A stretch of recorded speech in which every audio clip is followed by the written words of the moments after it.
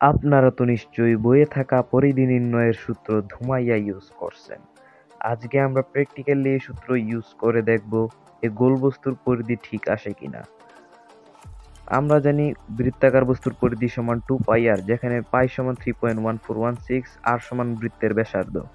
প্রথমে আমরা এই গোল ছাপাটির পরিধি সুতার মাধ্যমে বের করব, পরে দেখব সূত্রের মাধ্যমে পাওয়া পরিধির সাথে এটি ম্যাচ করে কিনা। তো প্রথমে আমরা সুতাটি ছাপাটির চারপাশে ঘুরিয়ে আনলাম, সুতাটিকে মাপমতো কেটে নিলাম।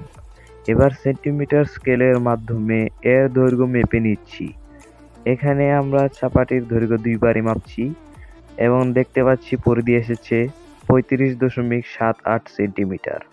এবার ছাপাটির ব্যাসার্ধ নির্ণয় করব। ছাপাটির সেন্টার কেন্দ্রে দাগ দিয়ে নিচ্ছি। এবার সুতার মাধ্যমে এর ব্যাসার্ধ নির্ণয় করছি।